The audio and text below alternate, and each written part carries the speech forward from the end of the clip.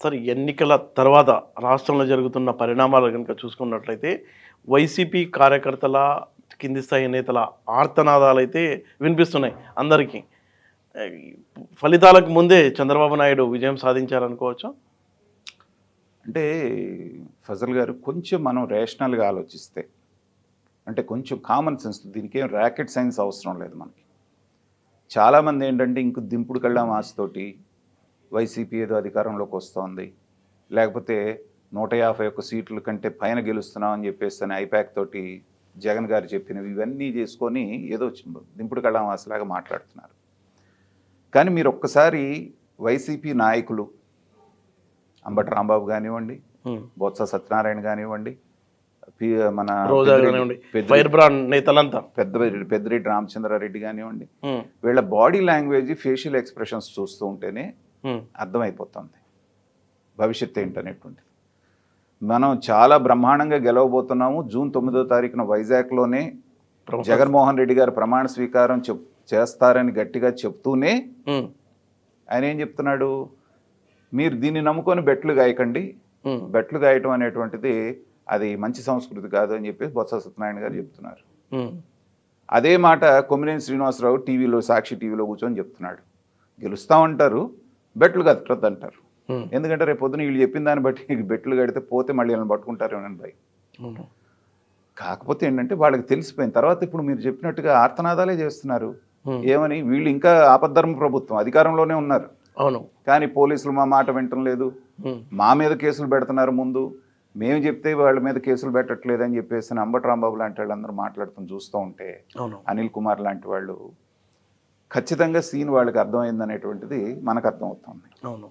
అయితే కొంచెం మనం రేషనల్గా ఆలోచిస్తే ఏంటంటే, మనకి సిద్ధం సభలు ముందు వరకు కూడా వీళ్ళు ప్రకటించినటువంటి పొత్తు ప్రభావం అయితేనేమి, సూపర్ 6 వల్ల అయితేనేమి కూటమికి కొంత ఎడ్జ్ కనిపించింది. అవును. కానీ ఎప్పుడైతే సిద్ధం సభలు అనేటువంటిది జగన్మోహన్ రెడ్డి 4.5 సంవత్సరాలు బయటికి రాని మనిషి, బటన్ నొక్కడానికి తప్పితే ఆయన ఎప్పుడు బయటికి రాలేదు కదా, సిద్ధం అని జనంలోకి బాగా స్పీడ్గా వెళ్ళాడు, మళ్ళీ జగన్ గ్రాఫ్ పెరుగుతూ ఉందనేటువంటిది పరిశీలకులు చెప్పినటువంటిది మనకు కూడా అర్థమైంది. ఎందుకు పెరుగుతుంది అనేటువంటిది రీజన్ అర్థం కాల, పెరగటం అయితే పెరిగింది. అది ఎక్కడ దాకా అంటే, మీకు విజయవాడ సభకు వచ్చి విజయవాడలో ఆయన మీద గులకరాయి దాడి జరిగేటప్పటికి పీక్స్లో ఉంది. అవును, గ్రాఫ్. కానీ ఎప్పుడైతే గులకరాయి ఇన్సిడెంట్ జరిగిందో దాన్ని వీళ్ళు సింపుల్గా తీసేయకుండా ఏకంగా జగన్మోహన్ రెడ్డి గారి మీద హత్యాయత్నం, మరి ఆవిడ వాసిరెడ్డి పద్మ గారు అయితే అసలు ఒక గంట సేపు రక్తం కారుతూనే ఉందని చెప్పింది ఆవిడ. ఈ అతి చూసేటప్పటికి ఏంటంటే జనానికి వెనకటి కోడికత్తి కేసు గుర్తొచ్చి అది సీరియస్నెస్ కాస్త పోయి అది జోక్ అయిపోయింది. అవును, వీళ్ళు ఇంకో డ్రామా ఆడుతున్నారు, ఇంకొక బాబాయ్ హత్య కేసు లాగానే, కోడికత్తి లాగానే అని జనంలో పల్సన్ అయిపోయేటప్పటికి అది వాళ్ళు కూడా గ్రహించారు. గ్రహించి 2 రోజుల్లోనే దానికి ఫుల్ స్టాప్ పెట్టి ఇంకా సాగదీయలేదు దాన్ని. అవును, అక్కడి నుంచి మళ్ళీ వాళ్ళ గ్రాఫ్ అనేటువంటిది డౌన్ అవటం మొదలైంది. దానికి తోడు ఏదైతే మేనిఫెస్టో అసలు బ్రహ్మాండం, వాళ్ళు సూపర్ 6 అన్నారు, అసలు వాళ్ళదేం పనికి వచ్చింది, మా ముందు బ్రహ్మాండమైన మేనిఫెస్టో మా జగన్ గారు నవరత్నాలు ప్లస్ అంటున్నాడు అని చెప్పేటప్పటికి జనాలు ఆసక్తిగా ఎదురు చూశారు, ఓహో ఇంతకంటే బ్రహ్మాండంగా ఇస్తాడేమోనని. తీరా బయటకు వచ్చేటప్పటికి ఏమైంది, అది తుస్సం. అవును, అంతకుముందు ఇస్తున్నటువంటి పథకాలకి ఒకదానికి 1,000 రూపాయలు, ఒకదానికి 2,000, ఇంకో దానికి 500 పెంచేసి ఇదే బొండి నేను ఇంతకు మించి చేయను, నేను మంచి చేశానంటే వేయండి లేకపోతే లేదన్నాడు. ఆ దెబ్బతోటి వీళ్ళకి అసలు కుంగిపోయారు వైసీపీ వాళ్ళు. అది కూడా పెన్షన్ పెంచినటువంటి 500 ఎప్పుడు ఇస్తానన్నాడు, 2018లో, 2028లో 250 రూపాయలంట, 2029లో 250 రూపాయలంట. భారతదేశంలో ఏ నాయకుడైనా ఇలాంటి పథకం ప్రకటించాడా? లేదు. కనీసం కామన్ సెన్స్ ఉన్నటువంటి ఎవరికి ఏముంది, ఎందుకు అర్థం కాదు, అసలు ఏంటి ప్రయోగం ఏంటి అర్థం కాదు. అంటే ఆయనకు కూడా ఐడియా వచ్చేసిందా ఎలాగో ఓడిపోతున్నామని? మొండితనం, ఇందాక నేను అన్నాను చూసారా, అతనికి ఏమనుకుంటే రాత్రిపూట ఏం ఆలోచన వస్తే అది చేసేస్తాడంతే. నేను చేసిన దాంతో రాష్ట్రం అంతా సుభిక్షంగా ఉంది, అందరూ బ్రహ్మాండంగా ఉన్నారు. అంతకుముందు రాజశేఖర రెడ్డి గారు కూడా 2009 ఎలక్షన్స్ వచ్చేటప్పటికి ఏం చెప్పాడు, నేను చేయాల్సింది చేశాను, ఇంకా కొత్త నేను మేనిఫెస్టో ప్రకటించను, దీన్ని బట్టి మీరు గెలిపిస్తే గెలిపించండి లేకపోతే లేదన్నాడు. ఆ రోజున గెలిపించారు. అయితే కారణాలు ఏమైనా, చిరంజీవి వచ్చి 18% ఓట్లు గెలుచుకోవటం, లోక్సత్తా వచ్చి తీసుకోవటం ఇవన్నీ కలిసి వచ్చినాయి, లేకపోతే ఓడిపోయేవాడు ఆయన. అవును. అదే ఫార్ములాని ప్రకటిస్తూ ఈయన ఉమ్, జగన్మోహన్ ఏ రివర్స్ స్ట్రాటజీ అంతా కూడా రివర్స్ కదా వాళ్ళది. ఉమ్, సో ఏ నెరేటివ్ క్రియేట్ చేశారు, చంద్రబాబు నాయుడు ఎన్ని చెప్పినా ఆయన చెప్పింది చేయడు ఉమ్, కాబట్టి ఆయన నమ్మొద్దు, నేను చెప్పిందే చేస్తాను కాబట్టి నన్ను నమ్మండి ఉమ్, అనేటువంటిది బిల్డ్ చేశారు. కానీ అవును. జనం పిచ్చోళ్ళు కాదుగా. అవును.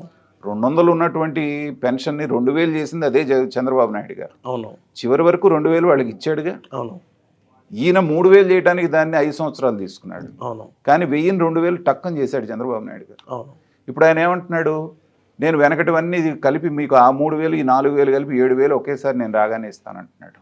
అవును. జనంలోకి అది సూటిగా వెళ్ళింది. అవును. అది ఒక పార్ట్. అక్కడతోటి ఇంకొక దెబ్బ పడ్డది. ఉమ్, మూడో దెబ్బ పడ్డది, అసలైనటువంటి దెబ్బ ఏంటంటే land titling act. Okay. Election ముందు, ఎలక్షన్కి వారం రోజులు ఉందనగా ఏ పిచ్చోడు అలాంటి వివాదాస్పద వివాదాస్పద చట్టాన్ని ఎవరు ముట్టుకోరు. అవును. కానీ మనవాడు ఇందాక నేను చెప్పినట్టుగా ఏదనుకుంటే అదే చెప్తాడు. సో దాన్ని ముట్టుకున్నాడు. ప్రతిపక్షాలకి ఏంటంటే అది అంది వచ్చిన అవకాశం లాగా వచ్చింది. వాడు ఒకటే చెప్పారు, ఒరే బాబు నీ ఆస్తి నీది కాదు, నువ్వు కొనుక్కున్న ఒరిజినల్ డాక్యుమెంట్ నీ దగ్గరికి రాదు, దాన్ని తీసుకెళ్ళి జగన్మోహన్ రెడ్డి తాకట్టు పెట్టుకుంటాడు. దానికి ఉదాహరణ అదిగో వైజాగ్ కలెక్టర్ ఆఫీస్ పెట్టాడు, సెక్రటరేట్ పెట్టాడు, ఎంఆర్ఓ ఆఫీస్ పెట్టాడు, నెక్స్ట్ మీదే. అచ్చా, అది బాగా వెళ్ళింది. ఒకటే సింగిల్ పాయింట్ ఎజెండా ఓకే. జనంలోకి సూటిగా వెళ్ళిపోయింది. ఉమ్, అది నమ్మటానికి కారణం ఏంటి, అంతకుముందే పట్టాదారు పాస్ పుస్తకాల మీద ఈయన బొమ్మ వేసుకున్నాడు. అవును. రాజముద్ర తీసేసి అవును. ఈయన బొమ్మ వేసుకున్నాడంటే ఏంటంటే అమ్మో మన ల్యాండ్లో కొట్టేపోతున్నాడేమో అనేటువంటిది పల్లెటూరులో రైతులకి అంత వాళ్ళు ఏది నమ్మితే అదే. అవును. ఇంత వివరంగా ఆలోచించరు వాళ్ళు. అవును. కాబట్టి అది మూడోది బాగా వెళ్ళింది. ఉమ్, ఎన్నికల రోజు కూడా డబ్బు కూడా పంచలేదంట కదా సార్ చాలా మంది. చాలా వరకు. ఉమ్, ఎందుకంటే సగం మందికి ఓడిపోతామని ముందే తెలుస్తూ ఉంది. అవును. ఓ 50 కోట్ల దాకా ఖర్చు అవుతుంది, 40 నుంచి 50 కోట్ల దాకా. ఓడిపోయేదానికి పంచడం ఎందుకు అని చెప్పి నాయకులే పంచలేదు, కొంతమంది క్యాండిడేట్సే ద్వితీయ శ్రేణి నాయకులు బాగా నొక్కేశారు. ఓకే. సగం డబ్బులు పంచి సగం నొక్కేశారు. ఎందుకంటే ఎడిదిరిగి రాడు కదా. మనకి కొడాలి నాని పరిస్థితి గుడివాడలో చూసాం. ఉమ్, వాళ్ళ ప్రధాన అనుచరుడు ముఖ్యమైనవాడు బయటకు వచ్చి చెప్పాడు, ఉమ్, అసలు మీరు ఇచ్చింది రూపాయి మాకు జారలేదు, అచ్చా. మధ్యలో వాళ్ళు నొక్కేశారని చెప్పేసి. సో ఇవన్నీ అయిన తర్వాత అది ఎలక్షన్ అయిపోయే వరకు, ఎలక్షన్ రోజు ఏం జరిగిందనేది మనం కనుక చూస్తే ఉమ్, దగ్గర ఎస్టిమేషన్ ఏంటంటే 30 లక్షల మంది ఉమ్, వివిధ దేశాల నుంచి కానీ వివిధ రాష్ట్రాల నుంచి కానీ, హైదరాబాద్, బెంగళూరు, చెన్నై, ఉమ్, ఆ ఫారిన్ కంట్రీస్ నుంచి 30 లక్షల మంది దిగారు అనేటువంటిది ఒక అంచనా. అవును. 30 లక్షల ఓట్లు అంటే మనకు మొత్తం పోలైంది ఎంత, 3,20,00,000, 3,25,00,000. దాంట్లో 30 లక్షలు అంటే ఎంత పర్సంటేజ్ అండి? వీళ్ళల్లో పథకాలు తీసుకున్న వాళ్ళు 2 to 3% ఉంటారు. అవును, అది కూడా ఉండరు. వాళ్ళందరూ దేనికి వచ్చారు, జగన్మోహన్ రెడ్డికి వేయటానికి వచ్చారా? కాదు. పథకాలు తీసుకున్న వాళ్ళు అంటే నీకేస్తారు. అవును. వాళ్ళు ఎందుకు వచ్చారంటే రాష్ట్రంలో పంచడం తప్పితే అభివృద్ధి లేదు, రాజధాని లేని రాష్ట్రం అయిపోయింది, పోలవరం లేనటువంటి రాష్ట్రం అయిపోయింది, పెట్టుబడులు లేవు, ఉద్యోగాలు లేవు, ఉపాధి లేదు, భవన నిర్మాణ కార్మికులకు ఏమీ లేవు, రోడ్లు లేవు. కాబట్టి మన రాష్ట్రాన్ని మనం రక్షించుకోవాలన్నటువంటి దృఢ సంకల్పంతో వచ్చినటువంటి ఫ్లడ్ ఇది. అవును. తర్వాత అతి ముఖ్యమైనటువంటి సెక్షన్ అయినటువంటి ఎంప్లాయీస్. ఏ రోజు పోస్టల్ బ్యాలెట్లో 1,50,000 మించల ఆంధ్ర రాష్ట్రం పుట్టిన తర్వాతే.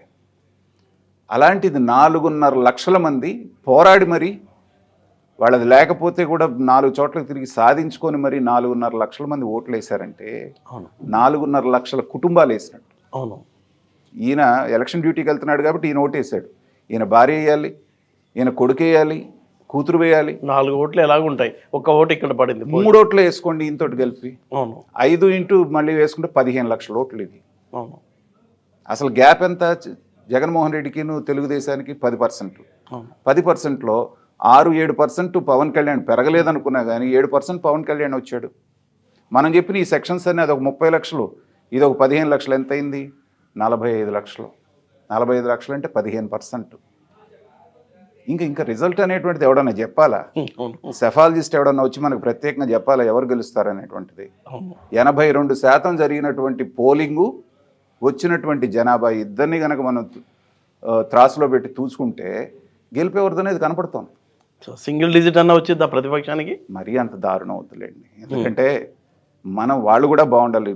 అంబేద్కర్ గారు పెద్దలు చెప్పింది ఏంటంటే, ఒక రాష్ట్రం బాగుపడాలి అంటే బలమైనటువంటి అధికార పక్షం ఎలా ఉండాలో బలమైనటువంటి ప్రతిపక్షం కూడా అంతే అవసరం అన్నారు.